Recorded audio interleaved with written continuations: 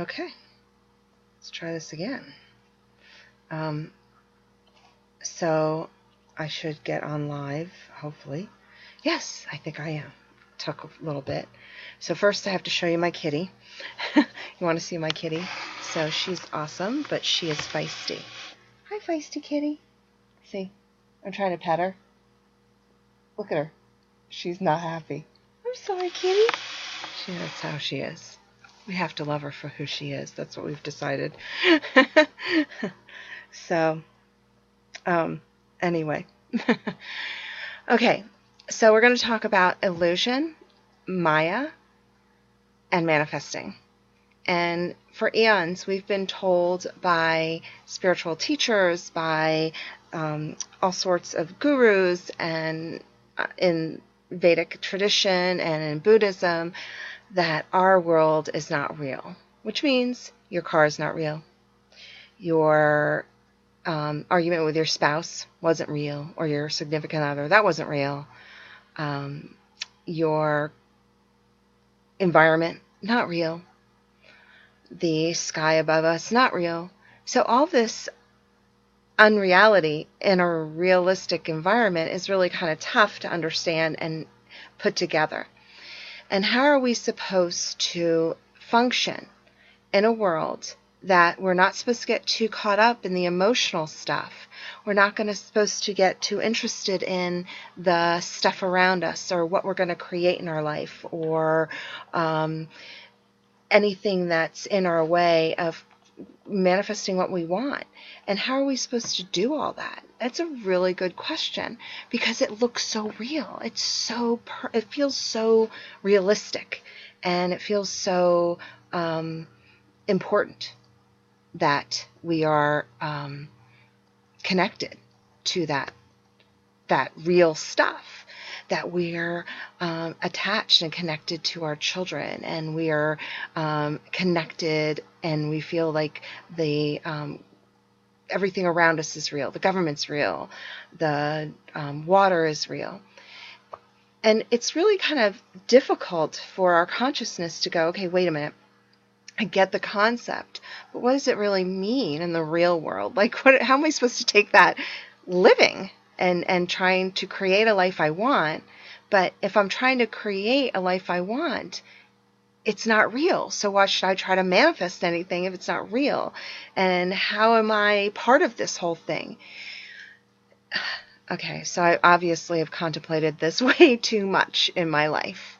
But this is some things, a couple points that I've come up with. We're to manifest what we desire because we want to know that we can create. And that is very spiritually powerful. Not egotistically powerful, spiritually powerful. And what that means is that we are in charge of our experiences. So, hey, Bobby. We're in charge of our experiences. We're in charge of how we experience the world, how we react to the world, how we interact with the world. That's kind of tough too, because if it's not really real, then how are we going to manifest or create? Well, it's going to be tough. And the reason is because when we're trying to manifest things that aren't supposed to be real, but then they are real, it's confusing. Do you agree? I know I'm trying to be politically correct here, but that's what us, all the people in the spiritual community, including myself, say. So I'm not supposed to get caught up in what I want to create. But the thing is, because it's an illusion, there's no time and space. It can be bent. Time and space can be bent. Things can appear out of nowhere. And I've actually had that happen, where things have literally appeared in front of me.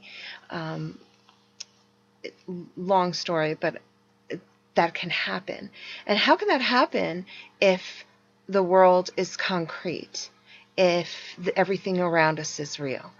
It can happen because we're living in a Maya, and you're in charge of your creations. And that's really powerful, Because if you're in charge of your creation, what you think, what you feel, and how you interact with the world is what comes back to you. And it's more than just the that, like attracts like kind of thing, or the law of attraction. It's bigger than that. It's more about the creation element and your ability to take responsibility for what you create. And the reason this is important is because it's really about conscious evolution, conscious evolvement, and consciousness on a larger scale. Enlightenment, let's call it. When you start to become more conscious of the world around you, and you are less triggered by the events, experiences in your world, and you recognize that it's just an illusion and that you don't have to buy into it, your creations happen on such a deeper level. They burst out and so much comes back to you. It's amazing what will start manifesting and being created. So it all goes together, the illusion, consciousness, and manifestation. It's all in one package. For lack of a better understanding, it's all in one package. And it's in one package because they all have to work together in order for you to create the life you choose. You can't have one without the other, In other words, you can't have illusion without consciousness. Can't have manifestation or creation without illusion or consciousness. So it all is together and connected. I want to share with you the understanding that enlightenment comes from a place of your soul desire wanting to be more than the illusionary space around you. It doesn't want to believe, or it knows that you're holed up in this little ball, but you could be so much more, or that you're stopping yourself from manifesting amazing things in your lives.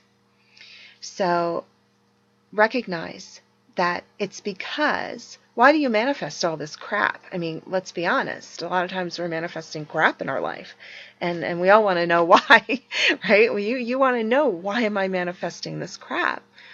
It's because you're connected to more of your subconscious.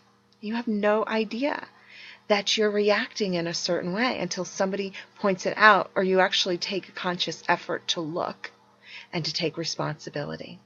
So next time you're looking to manifest, ask yourself, what is it that I believe in? What illusionary connection do I believe in, that I'm buying into, that's holding back my creation? Much love. And we will have an amazing day of creation.